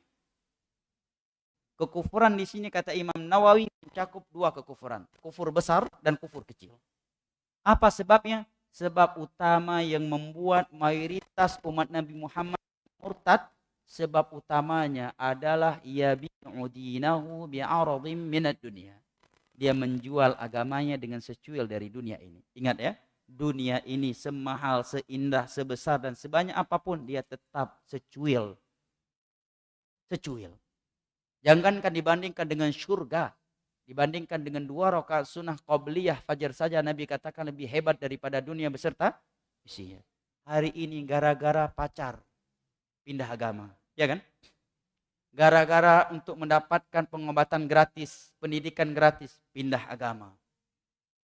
Ya, pindah agama. Pindah agama. Atau dengan dosa-dosa yang tidak membatalkan Islam. Hanya untuk lifestyle, sebagian wanita menjadi pelacur. Hanya untuk gaya hidup. Dia bisa pakai tas baru, tas mahal, dia mau jadi pelacur. Hanya demi menjaga karir atau menjilat kepada atasannya, dia rela nggak sholat. Di dalam ruangannya, di sana ada pimpinannya, ada atasannya. Semuanya padahal muslim. Adzan dikumandangkan. Dan masjid pun di dalam kantor mereka. Secara logika, kenapa harus takut izin ke masjid dari komandan? Sedangkan komandan yang bangun masjid. Ya kan? Masjidnya ada dalam kantormu. Pimpinanmu yang bangun masjid itu. Tetapi kalau pimpinan atasannya nggak ada yang keluar untuk sholat, itu mati takutnya untuk izin sholat, ya kan? Dia pangkat paling kecil di situ. Yang lain perwira menengah ke atas semuanya. Adzan dikumandangkan, Allahu Akbar, Allahu Akbar. Syaitan bermain. Tunggu iqamat aja, masih ada waktunya. Begitu iqamat, qad qamatis shalah, qad qamatis shalah. Kita tunggu takbir dulu. Kita tunggu tasyahud akhir. Ya. Muidzin itu luar biasa takutnya. Luar biasa takutnya. Takut Ustaz kalau ditanya mau kemana. Izin dan. Nah itu bisa stroke di situ tuh. Mikir jawabannya kalau ditanya mau kemana. Jawab ya akhi. Aku ingin menyembah sang penciptaku dan sang penciptamu wahai komandanku. Jawab. Seperti itu. Paling cuma ditampar. Ya kan? Paling cuma ditampar, ditendang. Setelah itu Anda mati, dia juga akan mati. Di hari kiamat akan bertemu lagi untuk dikisos di hadapan Allah. Kenapa harus takut? Apalagi dia kontraktor. Sedang duduk di meja amprahan dengan para pejabat. Semua yang muslim. Itu majelis amprahan. Sedang nunggu tanda tangan pengamprahan uang. Oh, itu luar biasa takutnya. Adzan dikumandangkan, iqamat dikumandang, gemetar nih. Salat tender, salat PL, salat e-katalog. Hah? Pergi salat, ini bisa-bisa amprahan tertunda. Pergi meninggalkan salat, bisa-bisa tender nggak dimenangkan. Pergi meninggalkan salat, bisa-bisa nggak dapat PL, e-katalog nggak diberikan. Bisa seperti itu, tiba-tiba malaikat maut datang mencaut nyamamu. Apa jawaban yang akan engkau berikan di hadapan Allah saat itu? Kenapa kamu enggak sholat? Ya Allah, aku enggak sholat, takut. Kalau sholat nanti tenderku enggak dimenangkan, ya Allah. Kalau aku pergi sholat saat itu, ya Allah, bisa-bisa enggak dapat PL dan enggak dapat e-katalog. Nah, sekarang juga PL enggak dapat, e-katalog enggak dapat, tender juga enggak dimenangkan. Justru yang kamu dapatkan adalah murabuk wa madinuk wa man nabiyuk dan neraka. Pilih mana? Ya kan, sebagian orang segitunya dia takut kehilangan dunia. Apa yang diharapkan di balik itu? Agar karirnya bagus. Beda halnya dengan orang yang punya uzur syar'i ya. Dia sebarang pengawal keamanan, ada uzur syar'i, menjaga keamanan, menjaga harta manusia, sedang menjaga kepala negara dan sebagainya. Itu uzur syar'i untuk salat, untuk tidak salat berjamaah, tapi tetap wajib salat. Tapi sebagian mereka hanya gara-gara nggak enakan. Rapat, semuanya muslim di situ. Dan masjid yang memandangkan adzan pun di dalam kantor itu. Yang namanya muslim kan sebejat-mujat muslim tahu sholat itu rukun Islam, ya kan? Walaupun dia preman, gak ragu sedikit pun sholat adalah ibadah yang paling besar di dalam Islam ini. Tapi gak berani sebagian orang. Ya, siapa yang berani sedang rapat ini? Di mejanya ada jenderal, ada kolonel, ada letkol, ada mayor. Dia bintara seorang diri. Iqamat, gemetar tuh. Sholat tampar, sholat komandan, sholat jenderal. Berani, di saat sedang seperti itu datang malaikat maut, sak jenderal-jenderalnya dicabut nyawanya. Gimana itu? Pikirkan sampai ke situ ya, hidup kita cuma sementara di dunia ini. Jangankan tahta, jabatan, harta, baju yang sedang di tubuh kita saat ini nggak akan kita bawa ke dalam kuburan. Begitu kita mati, kita ditelanjangi. Semua ini dilepas, dimandikan, dan kita dimasukkan ke dalam tanah hanya dengan sehelai kain kafan. Kita akan mati dan orang yang kita takuti juga akan mati.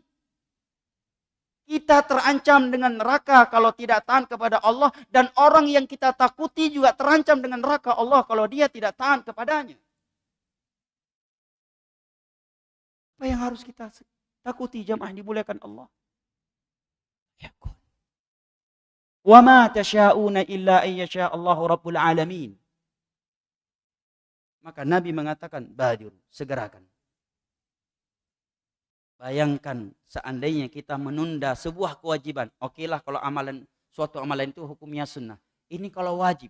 Dan kita menundanya tanpa udzur syar'i. Tanpa udzur syar'i. Beda dengan seorang wanita menunda sholat tapi masih di waktunya. Dia enggak berkewajiban sholat wajib. Misalkan sholat zuhur masuk jam 11:30 sampai jam 3. Boleh dia melakukan di awal waktu, boleh di pertengahan waktu, boleh di akhir waktu. Selama masih dalam waktunya. Hanya saja dia meninggalkan afdaliyah. Atau dia musafir. Atau dia punya udzur nggak sholat berjamaah. Boleh sholat di awal waktu, di pertengahannya, atau di akhirnya. Selama masih dalam waktunya. Tapi yang kita bahas adalah orang yang nggak punya udzur syar'i. Sedang nostalgia. Buka puasa bersama. Mau pergi ke masjid malu dia. Cuma dia sendiri yang akan pergi ke masjid sholat jamaah. Yang lain kagak ada yang sholat masjid. Malu. Ya, bahkan yang lain gak ada yang sholat. Cuma buka puasa bersama aja. Sholatnya gak ada. Itu beratnya luar biasa itu untuk pergi sholat tuh jamaah. Maka bayangkan di saat Anda berpikir untuk tidak sholat karena malu sama mereka. Bagaimana seandainya dalam kondisi seperti itu malaikat maut turun mencabut nyawamu.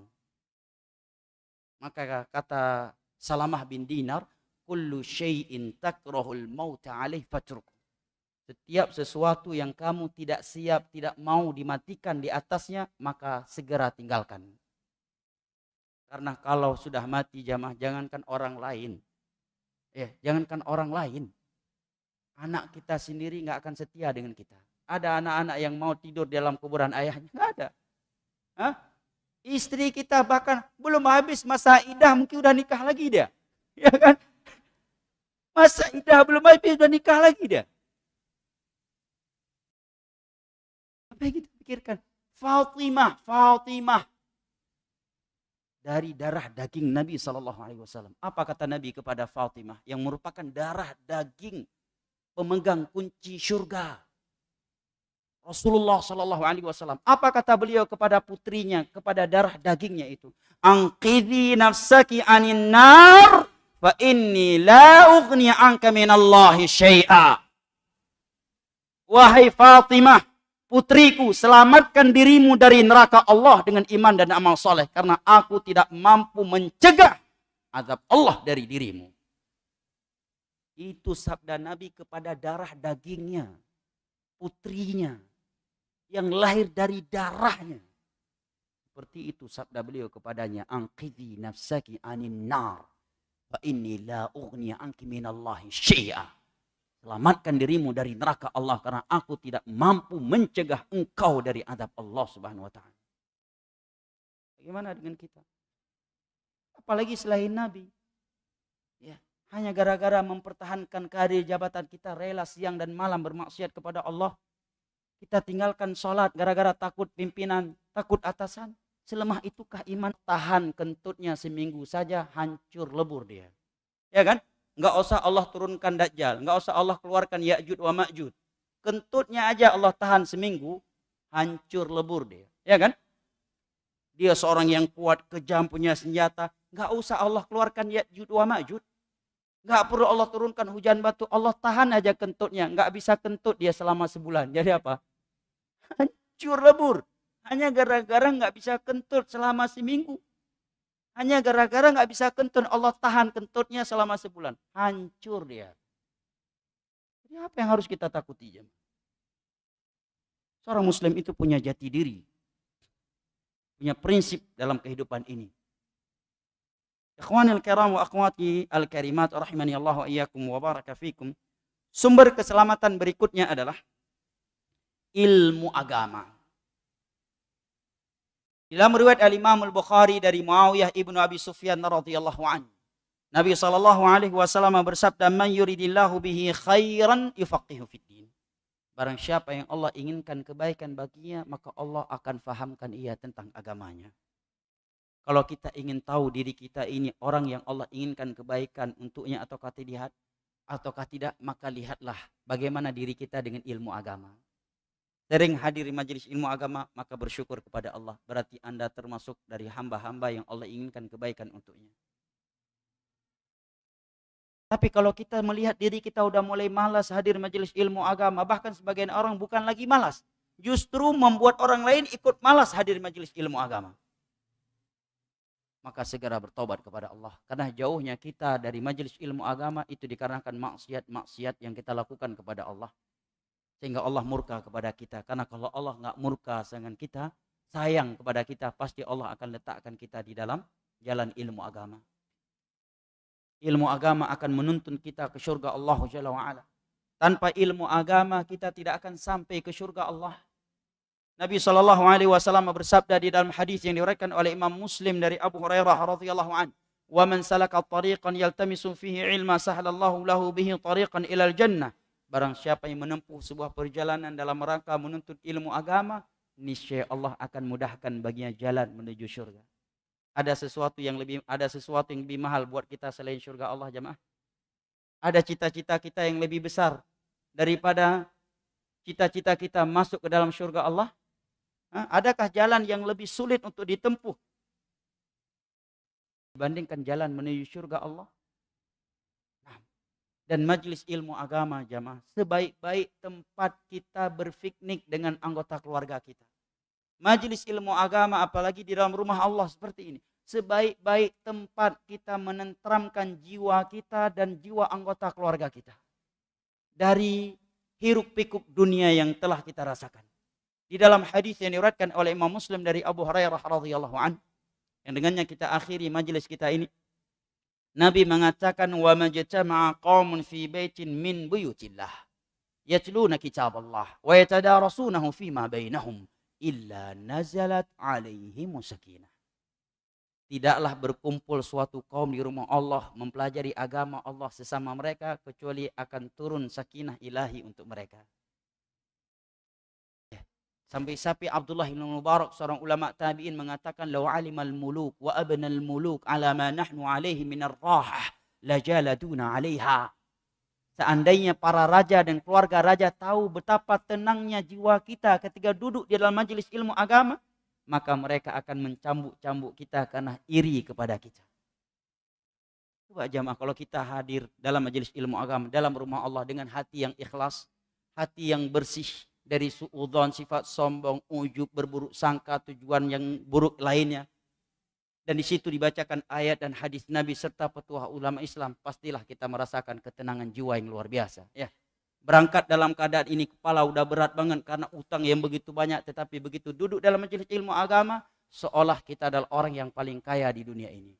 Orang yang paling sehat, orang yang tidak punya beban dalam kehidupannya. Walaupun begitu keluar dari masjid baru pusing lagi karena utang bakal ditagih hari ini dan uang belum ada.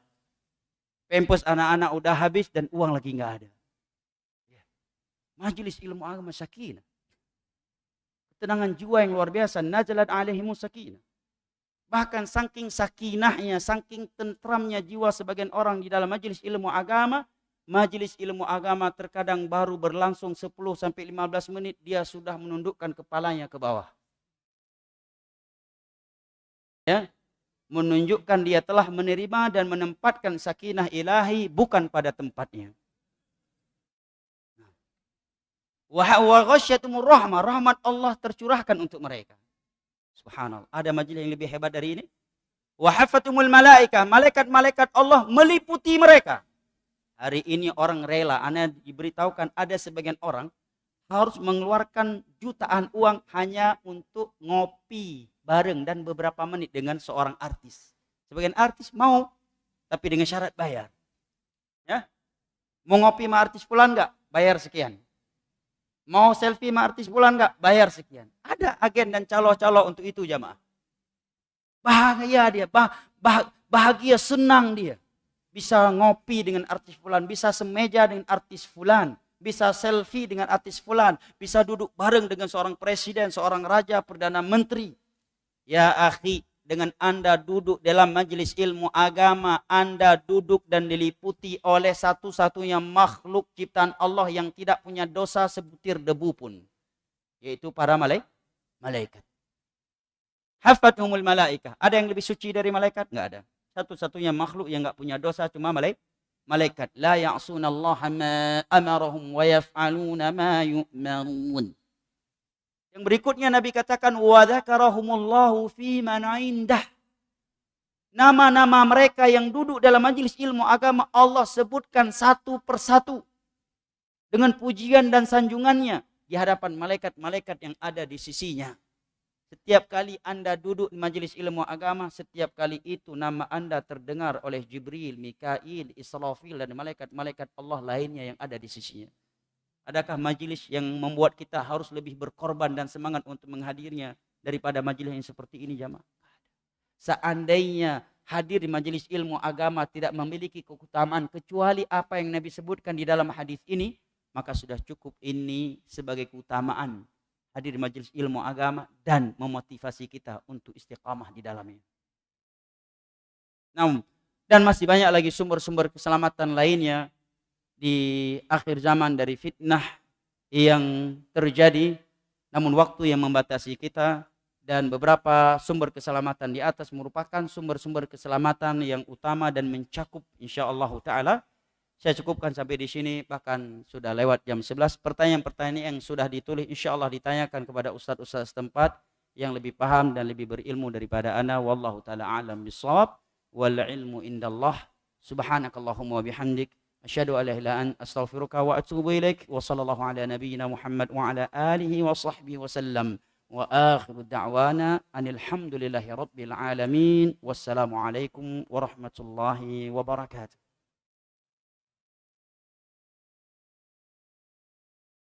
ولقد جعلنا في السماء بروجا وزيناها للناظرين وحفظناها من كل شيطان رجيم إلا من استرق السمع فاتبعه شهاب مبين. Dakwah yang kita buat itu membutuhkan apa? Ta'awun bersama. Ya. Jadi dakwah itu tanpa ada kalian tidak ada berarti. Cuman ada ustadz saja. Ada yang menyediakan mic, ada yang menyediakan apapun, nggak ada. Akan berjalan dengan baik. Tetapi ketika masing-masing berjalan dengan apa yang dia mau, maka insya Allah kita semua mendapatkan andil di hadapan Allah Subhanahu wa Ta'ala. Jelas ya?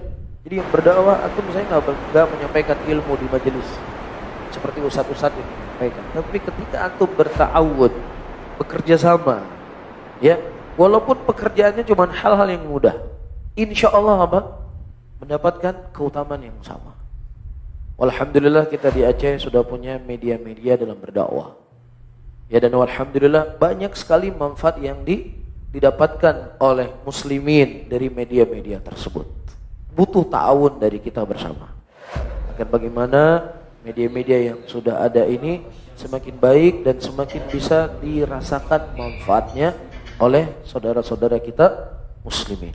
Jadi siapa yang ikut membantu dan lain sebagainya dari media-media tersebut, insya Allah dia akan mendapatkan kebaikan yang sama seperti para pendakwah. Insyaallah taala ini akan menjadi pahala jariah untuk kita. Apabila setiap kajian yang di-live-kan melalui media Sunnah Aceh ini didengar oleh manusia dan menjadi sebab orang lain mendapatkan hidayah karenanya, maka pahala jariah tersebut akan tetap mengalir kepada siapa saja yang telah menjadi sebab tersebarnya ilmu agama melalui media ini, walaupun di antara kita telah meninggal dunia.